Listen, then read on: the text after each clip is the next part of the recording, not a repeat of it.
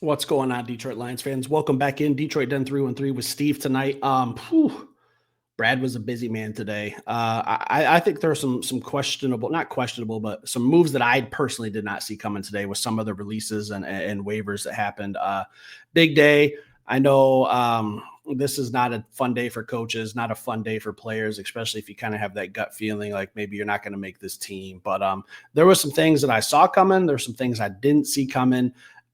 There's still more moves to come, I'm sure, but stuff's slowly starting to leak out. We'll dive into a couple names here today, a handful. Some of the bigger ones that I'm seeing being cut and or waived by the Detroit Lions. Hendon Hooker, he's probably the big one on the list. His name's been out there all offseason, all training camp. He just hasn't played good. All right. I'm not that surprised, but I really thought like maybe they'll keep him for that emergency quarterback situation. And we dove into that yesterday. You know, the emergency quarterback still takes up a spot on the 53-man roster. So if they felt like they needed someone in a position that carried a little bit more value for the Detroit Lions, Hendon Hooker became a little bit more expendable, in my opinion. And I think that's just kind of what it boiled down to today. I see a lot of people criticizing Brad for drafting him. Listen, I felt like I still feel this way. At the time of the draft, when we picked Hendon Hooker a couple years ago, I thought that the juice was definitely worth the squeeze to at least spin the wheels and see what we have, because he has great talent. It just didn't translate to the NFL.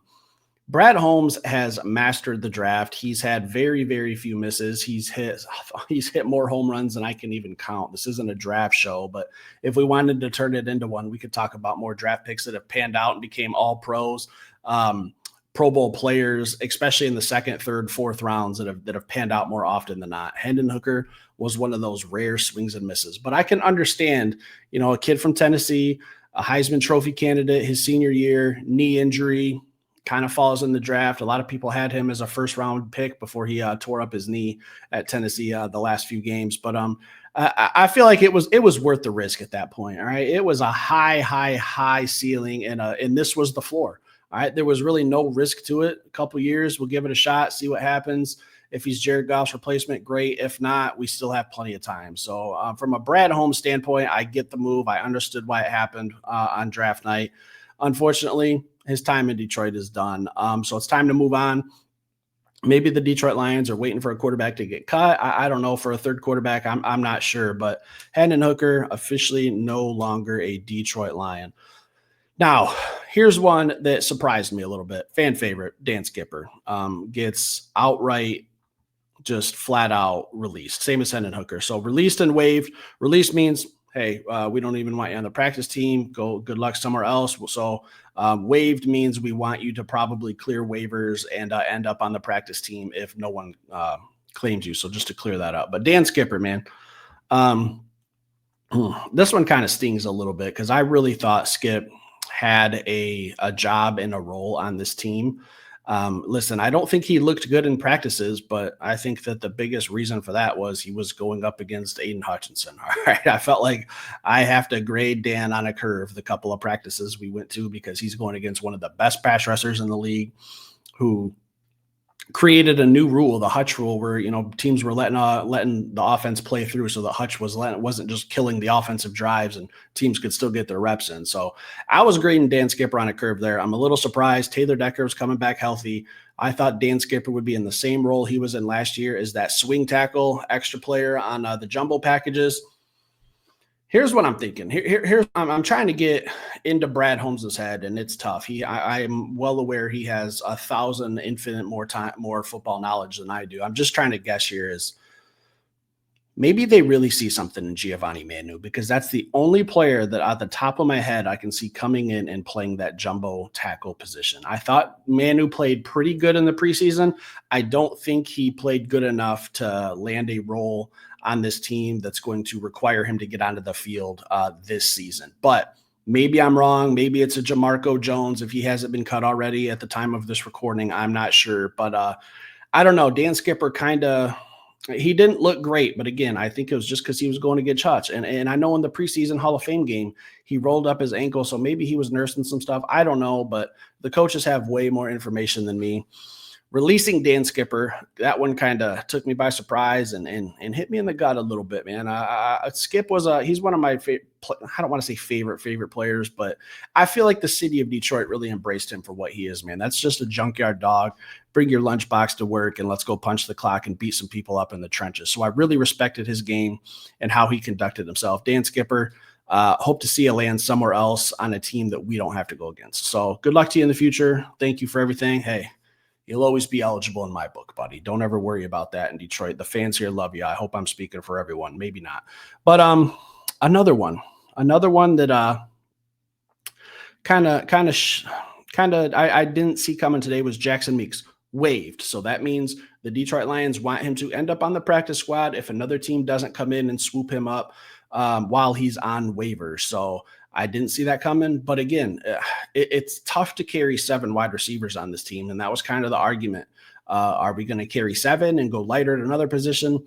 Now we're carrying the traditional 6, so we don't have to worry about it. But I thought Jackson Meeks did well enough to at least be maybe that 53rd, 52nd guy. I thought he did good enough this preseason to make the team. But this is the Detroit Lions roster that's deep. Dan Campbell said in his press conference today that this is the best he's felt about the Detroit Lions roster in his 5 years here. So with that being said, before the cuts even started to come out, I kind of shifted my mindset thinking, man, maybe there's going to be some bigger names cut today or tomorrow that we really don't see coming. And Dan Skipper, Jackson Meeks, kind of surprising. Dan Skipper surprises me a little bit more than Jackson Meeks, but another thing, I'm gonna circle back to this Jackson Meeks stuff in a minute, and you'll see why.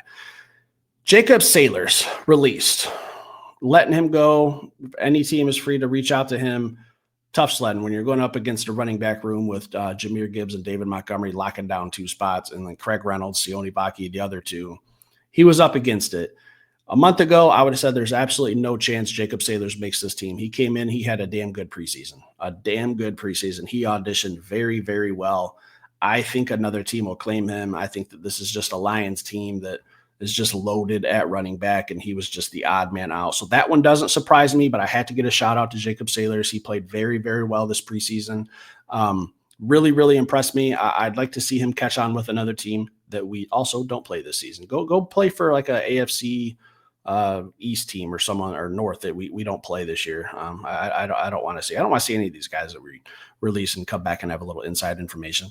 Another borderline shocker for me, Nate Lynn waived. Again, they want him on the practice team, waived. I thought he was going to be another wave of pass rusher, and he still could. Maybe he makes the practice team. Maybe no one claims him. I don't know. But I thought he had some really, really flashy moments in this offseason where he was a problem on the edge. I thought he played good enough to make the team. We'll talk about the D-line getting a little banged up. I'll get into that a little bit more in a second, but I really think he does clear waivers. I do think maybe he'll make the practice squad, but I'm kind of holding my breath there because I really think if something happens later in the year and we're in a boat like we were last year where we need pass rushers, Nate Lynn's going to be a name to remember. So from that aspect, I would like to see him make the practice squad. And then finally, my last one for the day, and I'm sure there's going to be more, but we'll dive into some more of that stuff maybe tomorrow morning or tomorrow afternoon. Brodric Martin waived. They want him to be on the practice team. I am willing to bet dollars to pennies that he will make it to the practice team. Maybe I'm wrong. Maybe I'm not a good betting man, but I don't think Brodric has done anything to show that another team should pick him up, but I think he's still developing, and I feel like his stock's going up. All right. And a couple months ago, I was writing him off, done with him, don't even want him on the Detroit Lions. I'd like to see him on the practice team now. He's changed my mind a little bit.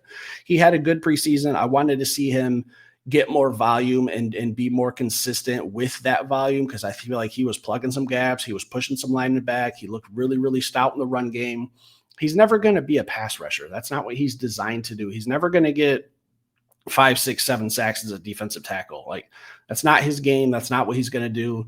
But I feel like also we played all last year without him and we were still one of the top defenses in the league against the run. So he kind of just, hey, I don't really need you. I can win without you. Let's put you on the practice squad, give you another year to develop, and maybe you'll be even more of a monster. I kind of find myself rooting for Brodric Martin now, if you can believe it. Wrote the dude off a couple months ago. So I think the practice squad is where he ends up.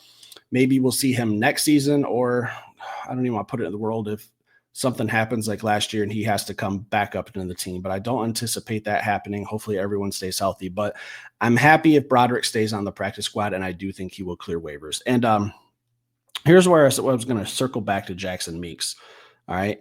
With Brodric Martin, Nate Lynn, and probably some more guys coming down the list, I'm anticipating another defensive lineman. I don't know who. I don't even want to guess.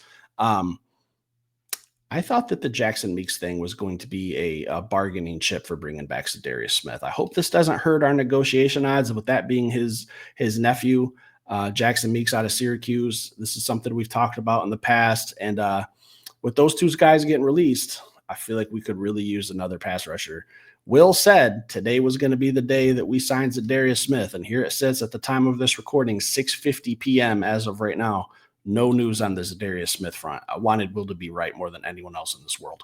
But maybe we have to wait another day, and I'd be okay with that. So I really thought that maybe that was a conversation. We talk about these handshake deals behind the doors that no one really sees. Hey, keep my nephew on this team. I'll give you guys a little bit of a friendly friends and family discount if I'm Darius Smith to come back to the Detroit Lions. So I hope that doesn't hurt our odds. I would love to see Big Z back in the D. I think he's just the perfect player that could be another wave of a pass rush in the second string, or potentially first if there's a boo-boo. So some surprising moves today, guys, and there's more to come.